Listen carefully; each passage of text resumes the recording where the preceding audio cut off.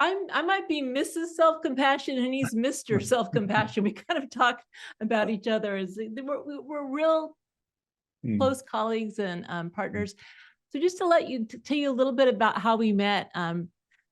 So it was about in 2008. I've been doing research on self-compassion, and there was a retreat that was held for scientists who are studying contemplative practice. And Chris, bless his soul, contacted me and said, Kristin, I love your research on self-compassion. And do you need a ride to the retreat? I see you're on the list. And so he gave me a ride. And then on the way home from the retreat, he turned to me and he said, you know, Kristin, your research on self-compassion is great, but it's not enough. You have to figure out how to teach people to be more self-compassionate.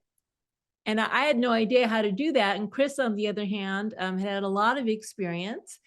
And so we decided in that moment to team up and develop the Mindful Self-Compassion program. But just to give you a little background on Chris Germer, I'm sure most of you are familiar with him, but a few of you may not be. So Chris Germer actually, I think, made his mark in the field of, you might say, contemplative psychology by being one of the real pioneers in bringing mindfulness to the therapy realm. I mean, now all therapists use mindfulness, but back in the day, it was really radical. And so Chris was one of the people who wrote a seminal book on mindfulness and psychotherapy and was really part of that movement of bringing mindfulness and contemplative practice into psychotherapy. And then he actually wrote this amazing book. This book came out before my book on self-compassion. His was the first, The Mindful Path to Self-Compassion. If you haven't read it, it's a great, brilliant book. It still reads very well, Chris.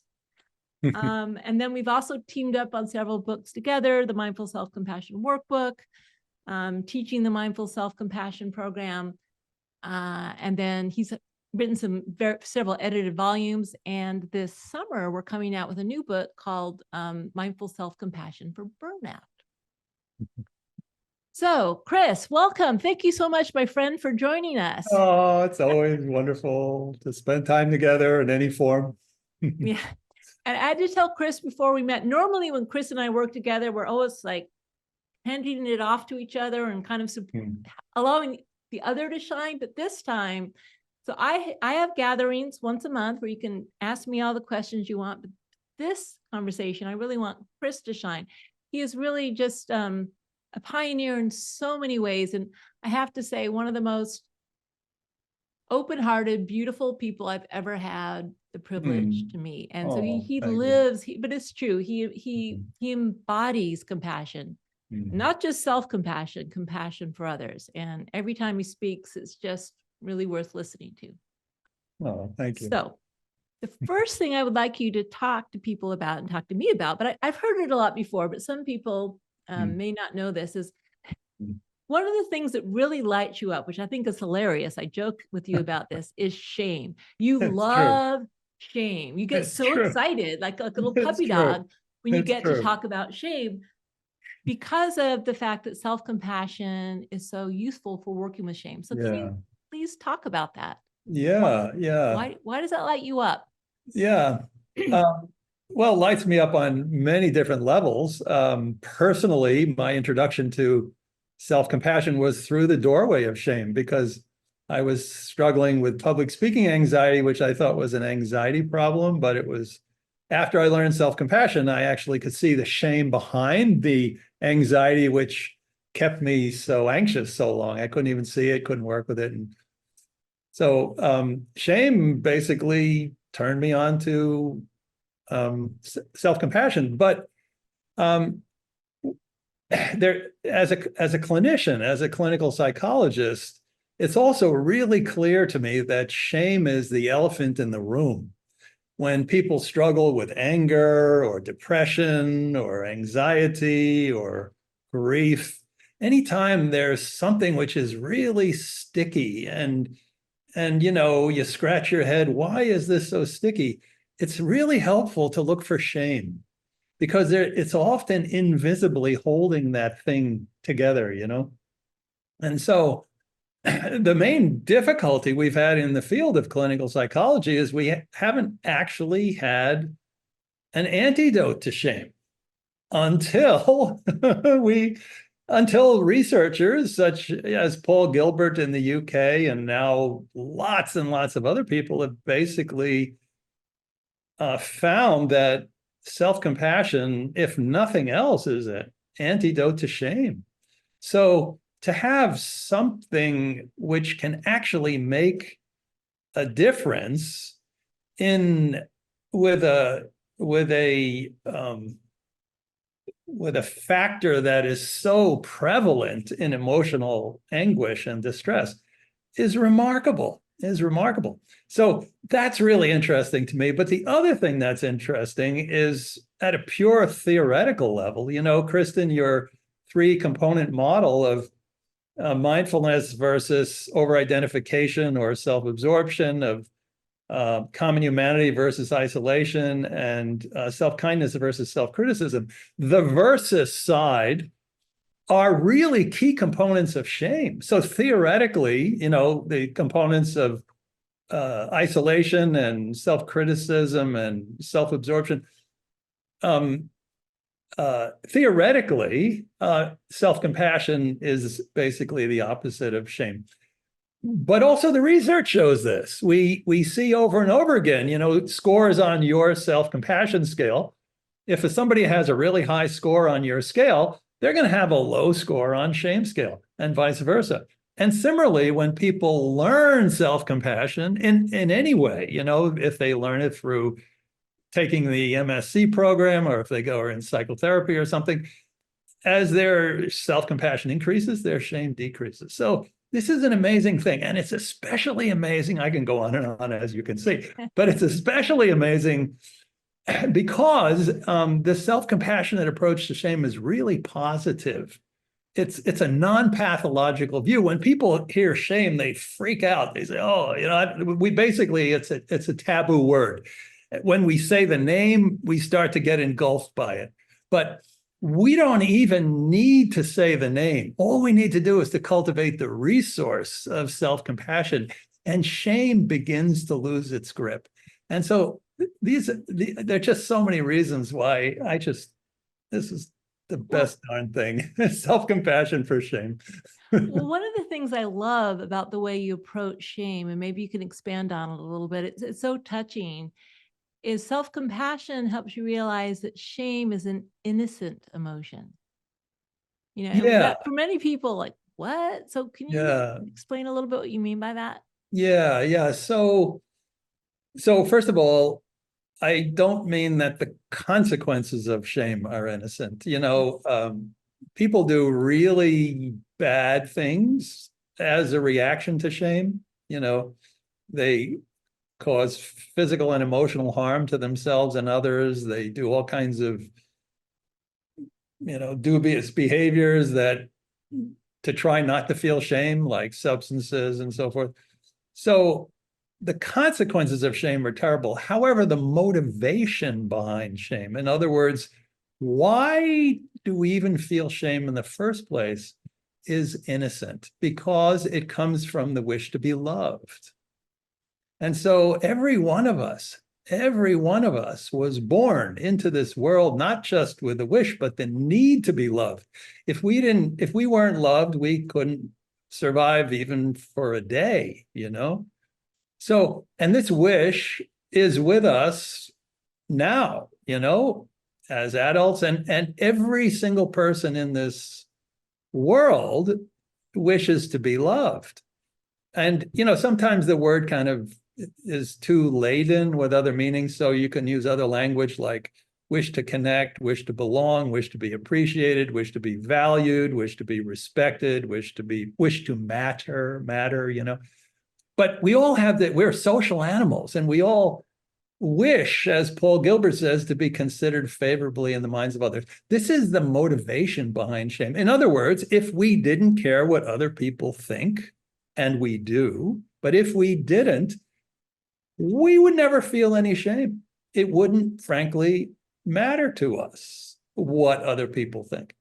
So the really cool thing is, first of all, it's not cool that we've all forgotten this, because this is one of the deepest motivations that human beings have. If we ever want to understand why people do anything in life, and you want to get really to the heart of it, look at the wish to be loved and all the crazy ways that we've tried to make that happen, you know?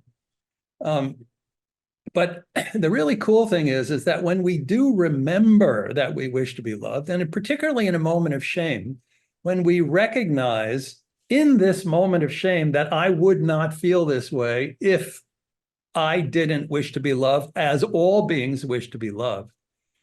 If we didn't, in a moment of shame, when we can actually see the motivation behind shame, then shame loses its grip. In other words, we just are not so caught up in the story when we can connect with the motivation that makes us feel like this, because it brings us down to a very simple state of being, kind of a simple, humble, almost primordial state of being where shame doesn't exist, you know?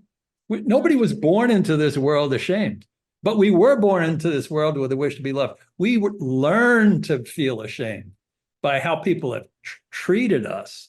So we can get back, by connecting with this wish, to a very innocent place. So this is what makes shame an innocent emotion. And when we can see shame as an innocent emotion, then the most natural thing in the world, when we can see that shame arises because we wish to be loved and that this is innocent, the most natural thing in the world is to give ourselves compassion. So, needless to say, when we feel shame, the last thing in the world that we can accept is compassion. So how do we actually open to this healing medicine when we need it the most, when we're ashamed? How do we open to it? Well, we can open to it by seeing the motivation behind shame and connecting with our innocence, which opens the door, and then giving ourselves compassion, most natural thing in the world. So that's the kind of the technology behind the self-compassion for shame training, you know? Yeah, well, yeah. And so you have developed a training, which is so great. You've developed an actual 8-week training. I know it's not really an adaptation of the mindful self-compassion program. It's its own thing, right? And you've got teacher training for it as well. So how do you do it? I mean, it's easy enough to say, oh, just recognize it's the wish to be loved. But what are the things you've learned in developing this training in terms of what's effective for helping people use self-compassion to dismantle shame? Is that that's a big question, but there are a few themes. There are a few themes, and one of the themes is the one I just mentioned, you know, the wish to be loved, that it sets the whole thing on a positive, non-pathological basis. But when we recognize the wish to be loved, this is powerful medicine, okay? And it kicks up what we call backdraft, right? Many people in your audience have probably heard about backdraft. Well, maybe not. Can you explain backdraft? It's a really important concept. So backdraft is really an essential part of the healing mechanism of self-compassion. Literally, backdraft means the distress that arises when we give ourselves compassion.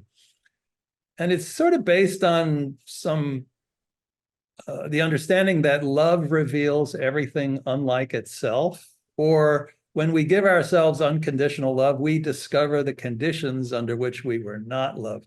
So this kind of freaks people out at first, like they take a self-compassion course because they want to feel good. And then all of a sudden, they feel bad and they think, oh my goodness, I'm doing it wrong. Everybody else is blissed out and I'm just thinking about my early childhood wounds. What's the matter with me? Well, actually, what you need to know is that this is a sign that self-compassion is working. And actually, if we can, this was one of the insights from our program, Kristin, which helped us to make it work. Because at first, you and I were a little freaked out that people were feeling bad when they gave themselves compassion. But what we then learned to do was to harness this. We actually said, wait a minute, this is not a problem with what we're doing. This is the process of healing. And then what we learn to do, you and I in the MSc program, is focus on how to meet backdraft, how to meet the difficult emotions and the challenging core beliefs and kind of sometimes physical pain that arises, how to meet that with compassion. And that's where the magic happens. That's where kaboom becomes kabloom. This is where we can actually heal the wounds of the past with the resource of compassion. Anytime backdraft arises, if we can say, this is backdraft, and then we can hold ourselves in a loving, understanding embrace as we were not held when backdraft occurred in the first place, it gets transformed. It gets desensitized. And in this way, over years, over decades, we can even reparent ourselves. We give ourselves love. We give ourselves love. We learn to be as kind to ourselves as we are more naturally toward others. We just develop this instinct to include ourselves in the circle of compassion. And then backdraft will naturally arise. And then we love ourselves up because backdraft has arisen. So this is also, and this is a central feature of the MSc course, but it's also a central piece of the Self-Compassion for Shame course, particularly around the backdraft that arises when we connect with the wish to be loved. Because the reason we've forgotten the wish to be loved is because it hasn't worked and it has hurt. So when difficult stuff, when we connect with the wish to be loved and we give ourselves the love we need, this stuff will come up. And then we learn to hold ourselves in a safe, compassionate embrace. And how to do that is the magic. But we need to understand that backdraft is part of the transformation process, and we need to help people throughout the whole thing to do this in a safe way. Because when we're talking about shame, we're often including trauma. And so the program has to be trauma sensitive. It has to be safe in order to ultimately be effective. And I would say 75 to 80% of all that knowledge came from the last 14 years of our efforts on self-compassion, So the basic principles are the same, Kristin, but just about all the practices, there are 15 new practices, they're mostly a bit different. And to take that course, people need to have they need to have graduated from the MSc course, because we need people to really have the resource of self-compassion in place before addressing, frankly, the most difficult human emotion. Yeah, that's amazing. And you found that people can do it, and it is fairly safe. I mean, we've something like 85 or 90% of people say that it was a positive experience in their lives, and almost nobody says they felt unsafe in the program. Beautiful. So we're super pleased about it. I should say, I was kind of the creator of this program, but I had a whole team of folks working on this. In other words, Layla Narcy and Natalie Bell and David Fredrickson and Cassandra Groff. So it's really been a group effort. Yeah. Layla's one of our self-compassion mentors here in the self-compassion community. So if any of you are listening to this and are inspired by shame, also James Rosser has also done a lot of work with shame. So it's that's great. Okay, and I want to switch gears a little bit because, as I mentioned briefly, we are coming out with a new book on the Mindful Self-Compassion for Burnout book. And it was a collaborative effort, but one of the places where I think that you have really brought a lot to the conversation on the importance of self-compassion for reducing burnout is especially for a professional caregiver burnout, because you are a clinician. I don't know how you do it. You, as a therapist, you listen to some pretty tough stuff. And so I'd love to hear your thoughts on why self-compassion is so important for burnout, especially for professional caregivers. Yeah, so I've been a therapist for 40 years, and what we get paid to do, partly because we actually like it, is to hear people's suffering. And it's usually suffering that people have no one else to tell. So this is suffering which is often pretty deep, pretty vulnerable. It is very moving. And so if you're a therapist and you're seeing 6 or 8 people per day, you're being moved all day long by suffering. And, how does this work? So, for example, my wife has often said, Chris, at the end of the day, you're really pretty buoyant, pretty jubilant. And you just listen to suffering all day long. How does that work? And I'm not the only therapist. Frankly, those people who have been doing this for decades know how we do this. And the way we do this is by wrapping the suffering in compassion, including our suffering, vicarious suffering.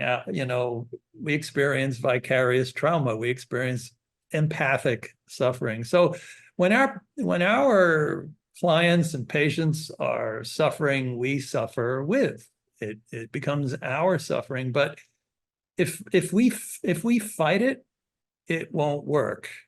But if we can bring compassion to the experience of feeling somebody's suffering such that it rattles within us, if we can hold our own quivering bodies in a loving embrace, then it is transformed. It's like alchemy. Frankly, compassion is love plus suffering. And self-compassion is we feeling our own suffering and we're wrapping it in love. It's mostly love. It's mostly positive. And so if somebody is energetic at the end of the day, it's because actually they've been feeling a lot of love during the day, not suffering. So the problem is that every human being has a limit. We cannot hold people suffering endlessly. We don't have the capacity usually to wrap other people's suffering in love and kindness. It is the prerequisite for wrapping the experience of others and holding other people in a loving embrace, but we have limits. And when we reach our limit, if we don't know that we reach our limit, funky things are going to happen. We're going to burn out. Okay, so what does burnout mean? We're going to, first of all, become less effective at what we do. We're going to start to space out or dissociate. We're going to get exhausted because it just is a lot of effort to try to not feel, and basically we become ineffective and often cranky. And when this happens, this is just a precursor to burnout. Full burnout is a very debilitating state. So there are so many people, especially during the pandemic, when this book, emerged, through your initiative and wisdom. When the amount of work that we have to do, or the stress that we have to process, becomes greater than our capacity to hold it. In other words, greater than our compassion. Then we start to burn out, and then we have consequences of burnout, like we start to hate ourselves because we're starting to hate the people we're supposed to be loving. This is burnout. And so what can we do? So this book, I think, is just, frankly, I think it's going to be really valuable for many years to come. And because I think self-compassion, if it's an antidote to anything, there are 2 things. One is shame and the other is burnout. It is the perfect antidote to burnout, because when people say, I can't love another person anymore, the most obvious question is, well, then who needs the love in this room the most. And as you always say, Kristin, you know, when the, you know, in the airplane, can you state that metaphor with the airplane? Oh, well, putting on your own oxygen mask before helping others. Yeah. Yeah.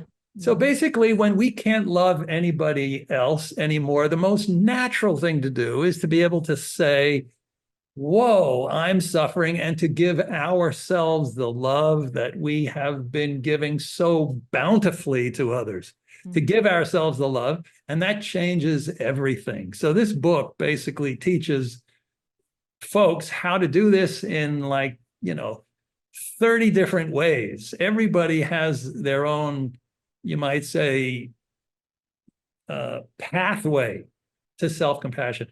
And so I was just talking about, you know, my own experience as a clinician, but this book is good for, you know, firefighters, police, you know, parents, everybody who serves others at some point reaches a limit.